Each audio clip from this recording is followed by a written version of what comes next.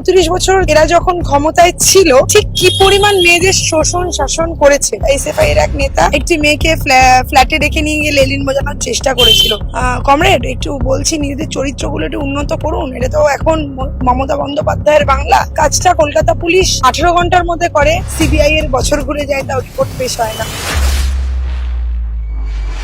বারবার অভিযোগ বা যাকে বলে যে নিন্দনীয় ঘটনা বাম শিবির থেকে উঠে আসছে যে শুধুমাত্র কম বয়স্করাই নয়, একেবারে বয়স্ক 50-এর কাছাকাছি, 50-এর ঊর্ধ্ব এইরকম ব্যক্তিত্ব বারবার যৌন মিলনের সঙ্গে তাদের বিরুদ্ধে অভিযোগ উঠে আসছে। কি বলবো? না, একটু ভুল বললেন, অভিযোগ নয়, সত্যতা। আমরা ওপেন ভিডিও ক্লিপিংস দেখেছি। তো বিষয়টা কি বলুন তো, বড্ড রুচিহীন বিষয়। আজকের আপনারা যে প্রশ্নটা করলেন, নারী হিসেবে ভীষণ লজ্জাস্করই। মানে এটা বোঝা যাচ্ছে যে 34 বছর এরা যখন ক্ষমতায় ছিল ঠিক কি পরিমাণ মেয়েদের শোষণ শাসন করেছে। নারী ক্ষমতায়নের কথা মুখে অনেক বড় বড় কপছেছেন এনারা, কিন্তু আলটিমেট নারীর জন্য কিছু করেননি। যেটা মাননীয় মুখ্যমন্ত্রী বারবার মেয়েদের সামনে এগিয়ে দিয়েছেন সমাজকে নেতৃত্ব দেওয়ার লক্ষ্যে, সেই বাম আমলের বয়স্ক নেতারা আজ তন্ময় বাবু থেকে অশোক বাবু কেউই মানে রুচিশীল তো ননই, এবং তাদের ব্যাপারে যত কম বলা যায় তত বোধহয় সুস্থ ভদ্র মনস্ক মানুষদের সম্মানটা বাঁচে। রিসেন্ট তো কি নাম জানি ছেলেটির, এসএফআই এর এক নেতা, একটু আগেই দেখছিলাম 1-2 দিন আগের খবরে, যে কি একটি মেয়েকে ফ্ল্যাটে রেখে নিয়ে গিয়ে লেলিন বোঝানোর চেষ্টা করেছিল। খুব সম্ভবত ঋতঙ্কর দাস বোধহয় ছেলেটির নাম। এসএফআই এর এক নেতা আবার আরজি করার সময় শিক্ষামন্ত্রীর বাড়িটারি ঘেরাও ফেরাও করেছিল। বিশাল বড় নেতা, ফাঁকা ফ্ল্যাটে লেলিন শেখায়। সো কমরেড, একটু বলছি নিজেদের চরিত্রগুলো একটু উন্নত করুন। এটা তো এখন মমতা বন্দ্যোপাধ্যায়ের বাংলা। পশ্চিমবঙ্গটা এখন নারী ক্ষমতায়নের কথা বলে, তো মেয়েরা তো আওয়াজ তুলবে, এবং যার জন্য রিপোর্টও হয়েছে। মেয়েটি সবিস্তারে লিখেছে, সে আপনারই দলের একজন কোনো জায়গার নেত্রী। আমি আর বিস্তারিত বললাম না। মেয়েটির সুবিধার্থে এবং তার সম্মানার্থে একটি মেয়েকে ফ্ল্যাটে নিয়ে গিয়ে তাকে প্রলোভন দেখানো, এটা কি আপনারা বংশানুক্রমিক ভাবে পেয়ে এসছেন? প্রশ্ন রইল কমরেড, নিশ্চয়ই উত্তর দেবেন। যারা রাত দখল দিন দখল করে বেরিয়েছেন তারা আজকে কিন্তু জাস্টিস যে নামে নেই। ভদ্রমহিলাই যিনি আজকে আক্রান্ত এসএফআই এর নেতার দ্বারা, ঋতব্রতর দ্বারা, ঋতঙ্কর না ঋতব্রত, হ্যাঁ ঋতঙ্কর, মাফ করবেন, ঋতঙ্করের দ্বারা।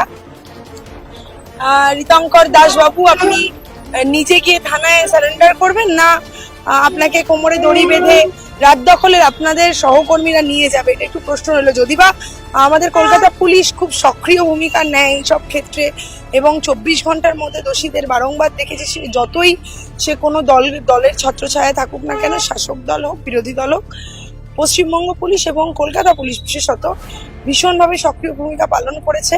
প্রশাসনিক দিক থেকে তারা সফল হয়েছে, এবং সিবিআই এর রিপোর্ট ও কলকাতা পুলিশের রিপোর্ট তিলন্ত আমার ক্ষেত্রে সেমই এসছে, তার ডিফারেন্স কিছু আসেনি। তো যে কাজটা কলকাতা পুলিশ 18 ঘন্টার মধ্যে করে, সিবিআই এর বছর ঘুরে যায়, তাও রিপোর্ট পেশ হয় না। শেষের দিকে গিয়ে বলে কলকাতা পুলিশই ঠিক। তো মমতা বন্দ্যোপাধ্যায়ের পুলিশকে তো অনেকে গালমন্দ করেন, একটু ধন্যবাদটাও দেবেন, কারণ তারাই রিপোর্ট নেয় আপনার দলের, অর্থাৎ বামরা বিশাল বিদ্রোহী আন্দোলনকারী প্রতিবাদের ভাষা। তো সেই সব বাম যারা আজকাল রামও হয়েছেন, তাদের নিয়ে তো মিছিল মিটিং করেছেন। তারা কি ব্যবস্থা নিচ্ছেন একটু আপনারা একটু জানাবেন এসে। আপনাদের দলের নেতা প্রেস কনফারেন্স নিশ্চয়ই করবেন, কথায় কথায় আপনারা প্রেস কনফারেন্স করেন, মমতা বন্দ্যোপাধ্যায়কে গালমন্দ করেন, তার গোষ্ঠী উদ্ধার করেন। তো এখন কার গোষ্ঠী উদ্ধার করবেন? নিজেদের গোষ্ঠী? না, আপনারা তো এটা ট্রান্সফার করে যাচ্ছেন না, এই বলে না অ্যাজমালি সম্পত্তি ট্রান্সফারেবল।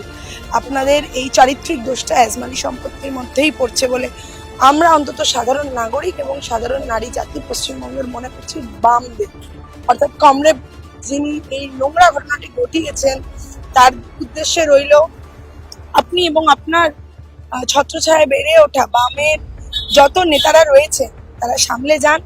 কারণ মমতা বন্দ্যোপাধ্যায়ের বাংলায় খুব স্পষ্ট করে জানিয়ে দিই, এসব নোংরামি চলবে না। যা ধানতলা বানতলা দেখেছে, অনিতা দেওয়ান কেস দেখেছে, তাপসী মালিক দেখিয়েছেন আপনারা, সেই সময় যদি বিচার হতো, আজ এই চুনোপুটি এসএফআই এর মানে একদম মার্কামারি রেপিস বা পোটেনশিয়াল রেপিস নেতারা তৈরি হতো না। তাই বামেদের বলবো, নিজেদের চরিত্রের উন্নতি ঘটান, তারপরে তো মমতা বন্দ্যোপাধ্যায়ের সাথে লড়াই করতে আসবেন। একে তো আপনারা মহাশূন্যে বিলীন করছেন, আপনাদের নিয়ে যত কম বলা যায় ততই ভালো। আপনাদের দিয়ে বলতে রুচিতে বাধে, কিন্তু নারী হিসেবে সেদিন অতিলোত্তমা বা অভয়া যাই নামে তাকে ডাকুন, ওর জন্য যেমন গলা ফাটিয়েছি, আজ এসএফআই এর এই কর্তৃর জন্য আমরা গলা ফাটাবো যে তুমি কোন দল করো একবার দেখে নিও ভাই। এদের সাথে তুমি দল করে তোমার সম্মানহানি হচ্ছে। তৃণমূল কংগ্রেস কিন্তু দল দেখে বিচার করে না, যে অন্যায় করে তাকে শাস্তি পেতে হবে। এটা আমাদের নেত্রী মমতা বন্দ্যোপাধ্যায়ের শিক্ষা, এবং বাংলা এখন এই পথেই চলবে।